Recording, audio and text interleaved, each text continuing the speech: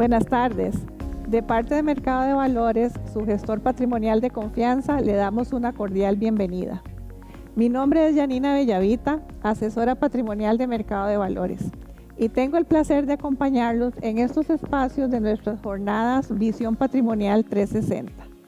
Hemos preparado un contenido exclusivo para ustedes, en el cual revisaremos las perspectivas de los mercados de renta fija, específicamente para Latinoamérica.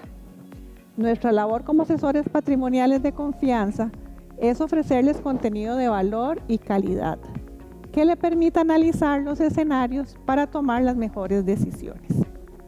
Por este motivo nos complace compartirles información de gran valor ante el contexto que atraviesan los mercados.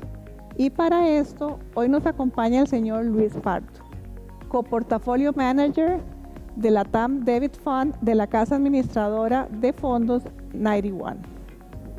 El señor Pardo cuenta con amplia experiencia en el mercado de capitales, en donde ha dado cobertura a instrumentos de renta fija y variable.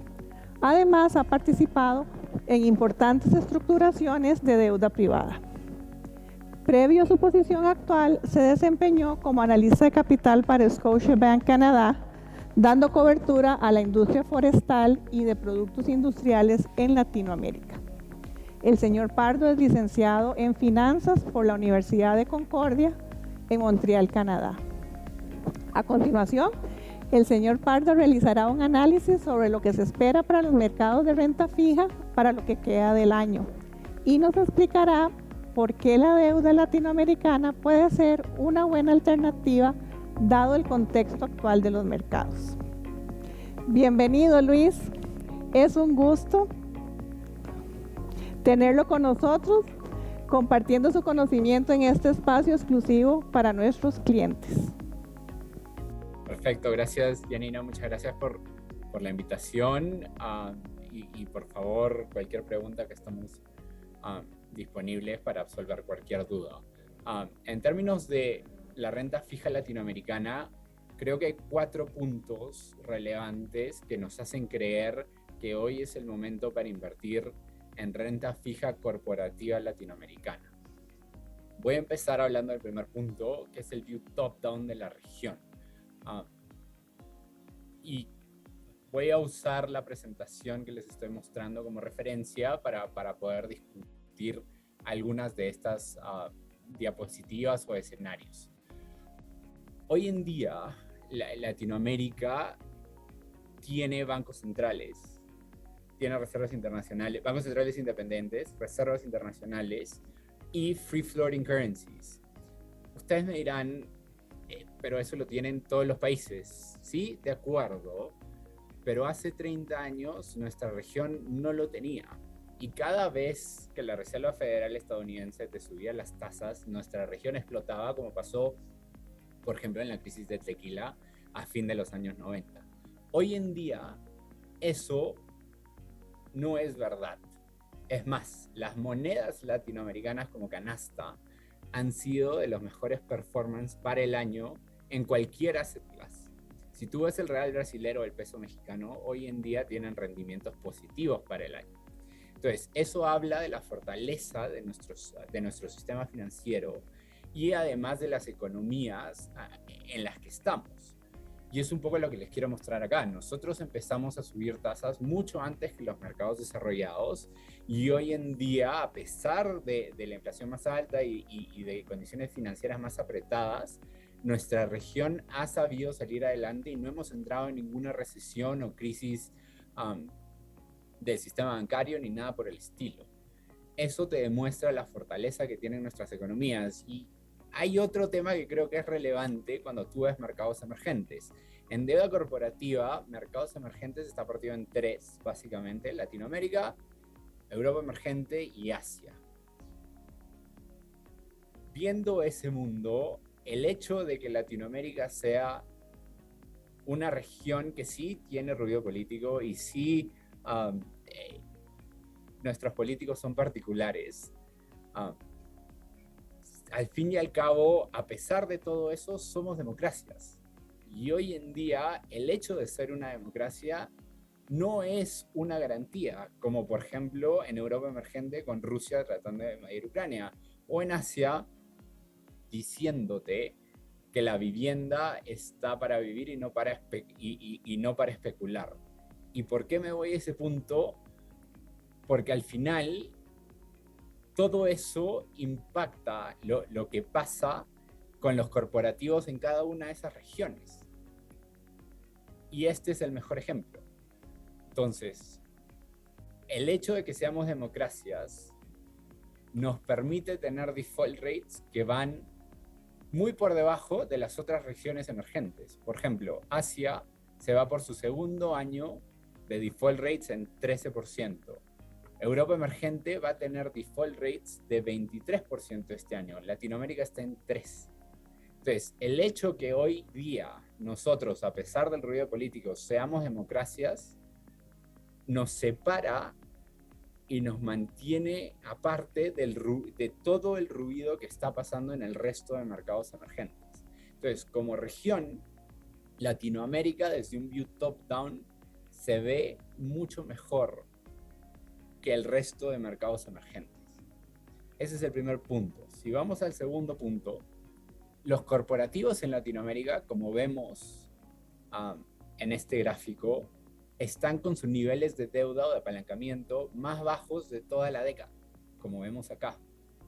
Y ustedes me van a decir, obviamente, si los commodities están raleando, el cobre acaba de estar en 4, el petróleo está arriba de 100, obviamente que los corporativos en Latinoamérica van a tener fundamentales positivos. De acuerdo, pero un poquito injusto. Si vemos acá, este gráfico son los márgenes EBITDA de todos los corporativos en Latinoamérica. Efectivamente hay un impacto positivo de los precios altos de las materias primas, pero eso es súper reciente. Si tú analizas bien el gráfico, te das cuenta que la expansión de márgenes viene desde el 2015. Y en el 2015, 16, 17, 18, 19, los precios de las materias primas no estaban donde estuvieron en el 2020, 2021. ¿Y qué pasó en el 2015 que generó ese cambio en las compañías en Latinoamérica? Brasil explota, pierde el investment grade, a Dilma le quieren cortar la cabeza, Odebrecht, hay una recesión tremenda en Brasil donde pierde 8 puntos del PIB en 2 años. Entonces ahí las compañías dicen, mira, mi región es una región complicada, es una región difícil, donde nosotros no vamos a poder surfear la ola de crecimiento. Vamos a tener que buscar hacia adentro, buscar eficiencias, cortar costos, mejorar balances, para poder generar las rentabilidades que necesitan nuestros stakeholders. Entonces, las compañías, si bien todo el mundo hoy en día se está adaptando a condiciones financieras más apretadas, a un mundo más difícil, las compañías en Latinoamérica lo vienen haciendo hace 7 años. 7 años donde venimos trabajando nuestros balances, trabajando nuestras operaciones. ¿Y cuál es el resultado de eso? Viéndolo desde un ángulo de renta fija. No solo tenemos los balances más bajos, o el nivel de deuda más bajo de toda la década, sino que el perfil de vencimientos, que es este gráfico de acá, que tienen las compañías en Latinoamérica, se ha ordenado bastante. Porque ¿cuál es el resultado en una expresión de márgenes? Más caja. ¿Qué han hecho las compañías? Han reperfilado su deuda, ordenado sus balances, aparte de haberlos reducido.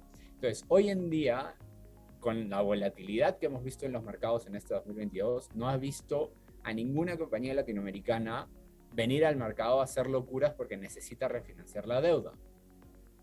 Es más, hace 3 meses que no vemos una nueva emisión relevante en corporativos latinoamericanos, cosa que es muy distinto en Asia y en Europa emergente, porque los niveles de apalancamiento que tú ves en Asia, acá, son mucho más elevados. Este gráfico es un poquito busy, como decimos en inglés, pero rápidamente lo que quieren decir estos porcentajes es que el 44% de las compañías en Asia High Yield tienen más de 7 veces palanca, y viendo las compañías Investment Grade, más del 38% o el 38% de las compañías Investment Grade en Asia tienen más de 4 veces palanca, lo que te dice que es una región súper apalancada, cosa que no pasa en Latinoamérica. Entonces, los corporativos han sabido adaptarse a un mundo más difícil, y hoy en día están en el mejor momento de la década. ¿Y cuál es el resultado? Lo que empecé. No solo es que somos democracias, que hay un top-down más resiliente a este mundo tan volátil, sino que los fundamentos son tan buenos que los default rates en Latinoamérica son un porcentaje mínimo de lo que son en el resto de mercados emergentes. Entonces, eso como PM me deja tranquilo de cara a mis clientes y cuando invierto, porque sé que los corporativos en los que estoy invirtiendo tienen muy buenos fundamentos a pesar de las condiciones financieras más difíciles. Entonces, ese es el segundo punto. Los corporativos en Latinoamérica están en su mejor momento de la década. Y vayamos a lo que nos interesa, que es los rendimientos. Empiezo con esta diapositiva. Este es el spread porque hay una diferencia muy grande entre yield y spread. Especialmente en un año como el 2022, donde la tasa americana, la tasa base, ha raleado tanto y hoy está cerca de 3. Entonces, cuando tú ves yields altos, hay que hacer la diferenciación entre yields y spread para entender el riesgo que tú estás tomando cuando estás comprando esa tasa. Entonces, esto es un gráfico de los spreads históricos del CENBI LATAM, en otras palabras, del asset class de corporativos latinoamericanos. Como ustedes ven, solo hay 3 eventos desde el 2005 donde nos volamos los 400 puntos base de spread y nos vamos a 500, 600 y 700. La crisis del COVID, cuando Brasil pierde el investment grade y explota, obviamente Brasil siendo relevante para Latinoamérica, cuando ellos pierden el investment grade, hay una inflación de spread relevante, y la crisis financiera del 2008-2009. Después de eso, cada vez que tú compras el asset class arriba de 400 puntos básicos de spread, haces plata o tienes retornos positivos en los próximos 12 meses. Hoy en día, el promedio histórico del asset class es 370. Hoy en día estamos en 425. Y se los voy a mostrar con un análisis de sensibilidad que tenemos por acá. Nosotros estamos en 4.25 y la tasa de 7 años americana está en 2.75. Si no pasa nada, hoy en día, en los próximos 12 meses, comprando el asset class hoy, ganas 8.5% en dólares en los próximos 12 meses. Me equivoqué. Digamos que me equivoqué y los spreads no regresan a 370, sino nos vamos a 450 y la tasa americana se dispara porque la inflación no baja y se va a 3.25. Los próximos 12 meses genera retornos positivos de 4.7%. ¿Por qué ese colchón tan grande que te permite generar retornos a pesar de la volatilidad? Es porque tienes un carry en el asset class que está en los 8%. Entonces, eso es un colchón muy grande que te permite absorber mucha volatilidad. ¿Cuál es nuestro escenario base? Estamos en un mundo más difícil, inflación, tasas altas. De repente no llegamos a los 370, que es el promedio histórico, pero llegamos a 400, yo creo que me parece razonable. Y que la tasa americana se vaya a 3. En los próximos 12 meses genera retornos positivos de 8.5%. Entonces, el tercer punto es que los spreads están en un momento donde históricamente no has generado retornos negativos en los próximos 12 meses. Las valorizaciones absolutas y relativas del asset class están súper atractivas. Ese es el tercer punto. Y el último punto, y por qué es tan importante este punto, son los famosos technicals. En otras palabras, demanda y ofertas del mercado. ¿Y por qué es relevante este cuarto y último punto? Como ven en el gráfico de acá, nos estamos yendo al 7º año consecutivo de Net Negative Supply. ¿Qué significa Net Negative Supply? Que las compañías te llaman más papel, más bonos de lo que te emiten. ¿Por qué? Por todo lo que hemos conversado, los buenos fundamentos, expansión de márgenes, más cash flow, reperfilamiento del balance. Eso ha hecho que en otras palabras, en el mercado no haya papel. Entonces, cuando esto se aprieta así. Y es lo que hemos visto en las últimas 3 semanas. El asset class está arriba más de 5% en 3 semanas porque ya empezamos a querer más riesgo, ya la tasa americana se estabilizó, ya la inflación bajó, Entonces, eso hace que los flujos regresen al mercado y como no hay papel, esto se aprieta muy, muy rápido. Entonces, todavía estamos en 4.25, muy arriba del promedio histórico, muy arriba de ese sweet spot de 400 basis, y creemos que es el momento ideal para ingresar al asset class. Entonces, esos son los 4 puntos por qué creemos que el asset class de corporativos en Latinoamérica es atractiva y sería el momento para ingresar al asset class. No sé si ahí tienes alguna pregunta. Vamos a la descripción del fondo. Gracias, Luis. Sí, tengo 2 preguntas. ¿Podría Latam mantener un buen desempeño corporativo en el contexto actual, excluyendo la producción de materias primas?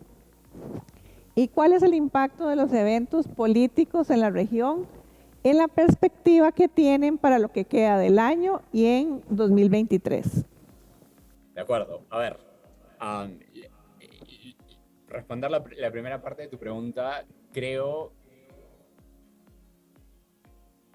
que es relevante este gráfico de acá y como te explico, la expansión de márgenes, las eficiencias y el buen momento de los corporativos en Latinoamérica va más allá de este punto para arriba que es la subida de materias primas, ¿no? Si asumamos que esto se normaliza y tenemos unos márgenes en la región de 25, 26, 27%, es muy por encima de donde está el resto de corporativos emergentes. Y el otro punto acá, que son los ratios de cobertura que tienen las compañías, saquemos esto, que es otra vez el impacto de las materias primas. Regresemos a ratios de cobertura de 5 y 6 veces. Entonces, como estábamos en el 2019, yo no veo ningún problema en que el universo tenga ratios de cobertura de sus obligaciones financieras de 5 o 6 veces. Entonces, sí, las materias primas han ayudado, pero las compañías vienen siendo eficientes mucho antes de eso. El tema político, que es siempre una pregunta interesante. Nosotros somos latinoamericanos. La verdad que este tema político no es de hoy. Es algo que está en nuestro ADN, viene de adentro y las compañías se vienen adaptando a todo este ruido político desde hace mucho tiempo. Por ejemplo, el mejor ejemplo es Brasil.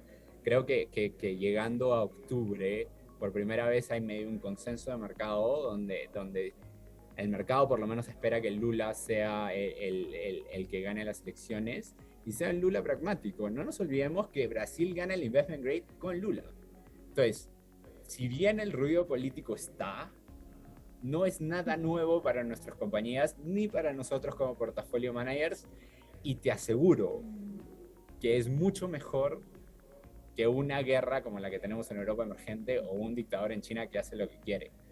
Podemos tener ruido político, pero te firmo cualquier papel que Argentina no invade Uruguay. Y creo que en este mundo tan difícil ese es un plus. A ver, damos una descripción un poco del fondo acá. El fondo hoy en día tiene rendimientos de 8%, una oración acotada en 4.7. Podemos hablar de la oración, todo lo que quieras, pero lo que te quiero mostrar realmente es que esa tasa de rendimiento de 8% no la estoy sacando yéndome a créditos muy, muy high yield. El sweet spot del fondo está en los WW+. ¿Y por qué? Porque nuestra región, y como funcionan las agencias crediticias, es que tienen un cap soberano. Una pregunta que siempre hago cuando me reúno con clientes: ¿qué tiene mejores fundamentos crediticios? No riesgo crediticio, porque obviamente un soberano tiene mejor riesgo crediticio que un corporativo, pero fundamentos crediticios. ¿Colombia o Ecopetrol? Ecopetrol es una compañía que en el petróleo donde está tiene menos de 2 veces palanca, compró a ISA, que es utilities, y tiene mucho midstream. Genera caja como loco y acaba de tener el mejor trimestre de su historia. Colombia, en el otro lado, tiene problemas fiscales desde que yo tengo uso de razón. Entonces, al final, cuando Colombia pierde el investment grade, Ecopetrol pierde el investment grade y te empieza a pagar como high yield. Sin embargo, el riesgo crediticio que tiene Ecopetrol, siendo un W+, es súper, súper bueno. Y ahí es donde está el fondo. Este es un fondo súper diversificado que tiene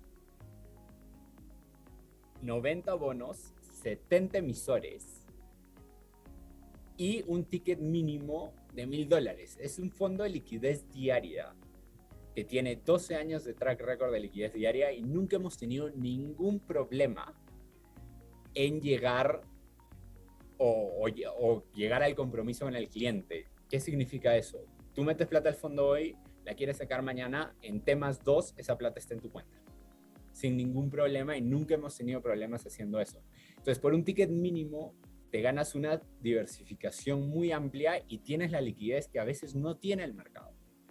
Y además, en términos de riesgo crediticio, ese sweet spot del WW+ es donde tú quieres estar, porque son compañías al final que han perdido el investment grade por los soberanos.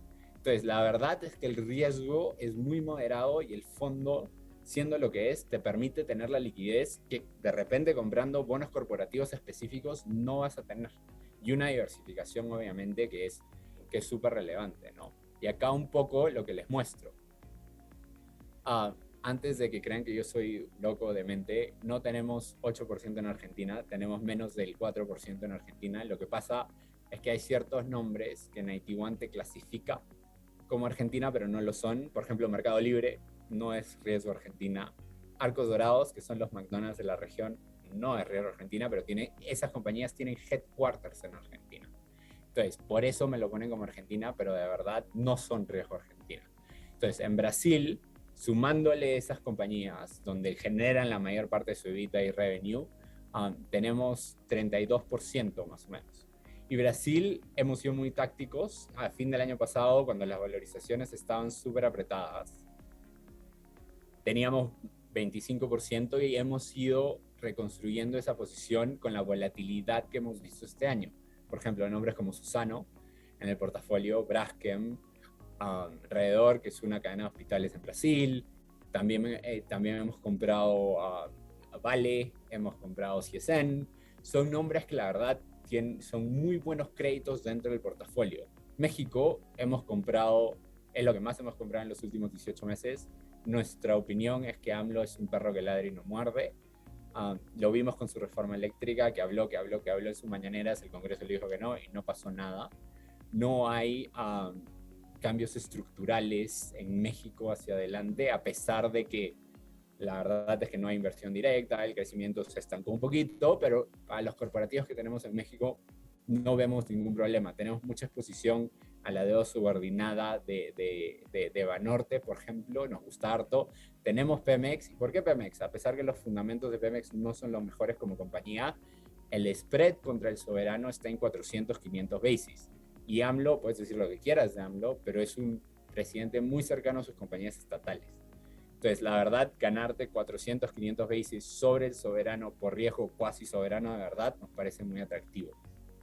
También tenemos las fibras en México, como Funo, como Vesta, y además también tenemos exposición al sector de consumo, que Alsea, por ejemplo, se ha recuperado muy, muy bien. Es un crédito que nos gusta harto y ha performado muy bien este año.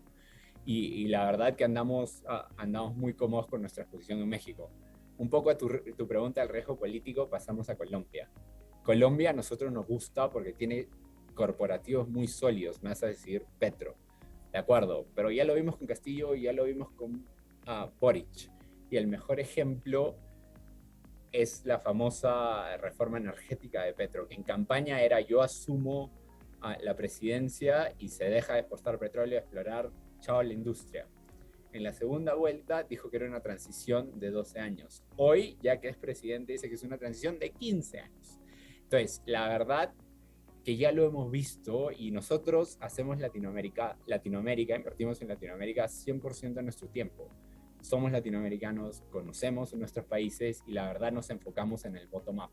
Entonces, en Colombia tenemos exposición a Ecopetrol, tenemos posición a la vivienda, nos gusta bastante, tenemos Grupo Aval, son bancos muy, muy sólidos y la deuda subordinada te paga un pick-up muy interesante. Entonces, ahí es donde estamos en Colombia.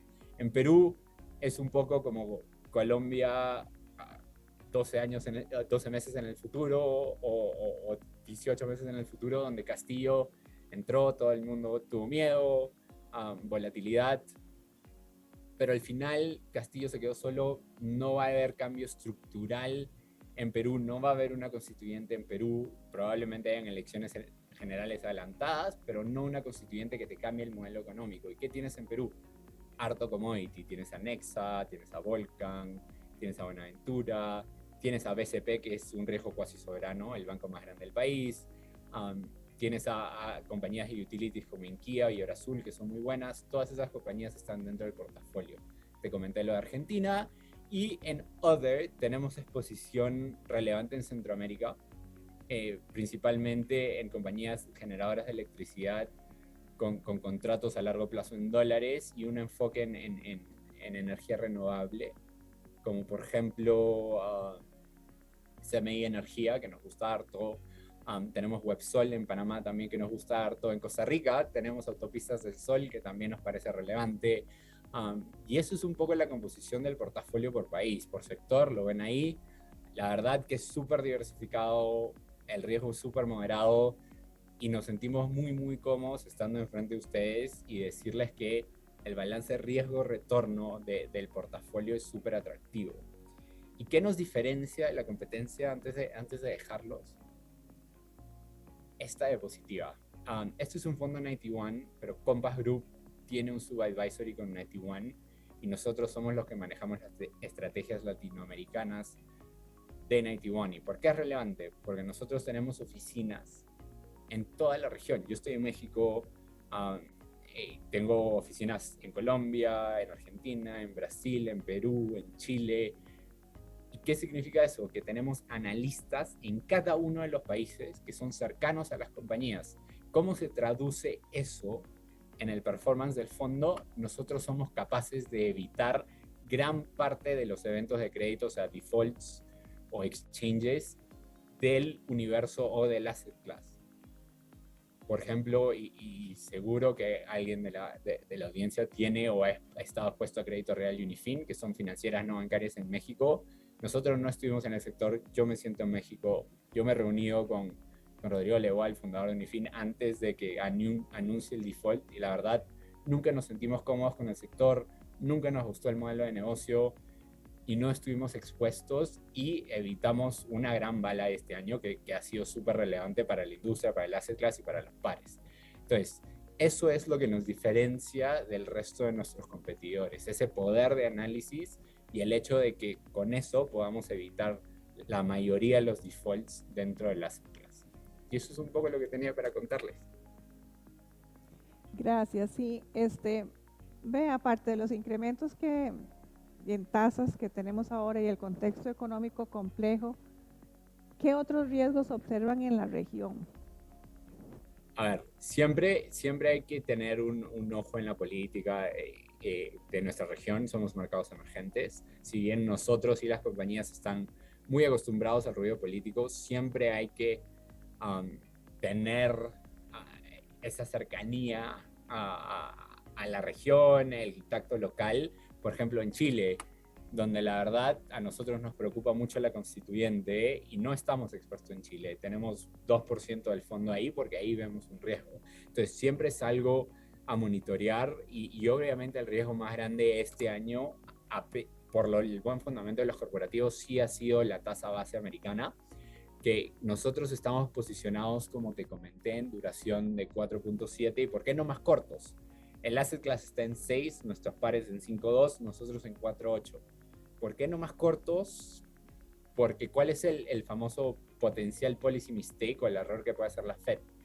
Es subirte las tasas muy rápido porque la inflación no baja. Entonces, tú no quieres estar súper corto, porque lo que va a pasar es que en la curva de 0 a 2 años, eso se dispare. Y la curva se invierta como lo estamos viendo y de 3 a 7 años ande bien, porque tú compras treasuries y entras en recesión, entonces eso se aprieta y la parte muy corta se dispara. Por eso estamos en 4 años, 4.7, 8 años de duración. Perfecto. ¿Y podría la duración representar un riesgo importante dado los incrementos en las tasas de política monetaria? O sea, ese es un riesgo que siempre estamos monitoreando y es un poco cómo nos hemos posicionado. Este año le estamos ganando al benchmark, le estamos ganando a a nuestros pares en parte porque tenemos una posición en duración correcta, aparte de elegir buenos créditos, ¿no? Como te digo, estar en ese sweet spot entre 3 y 7 años creo que es lo ideal. Muchas gracias, Luis. Ha sido un privilegio escuchar sus apreciaciones ante lo que podemos esperar en este contexto de alta incertidumbre.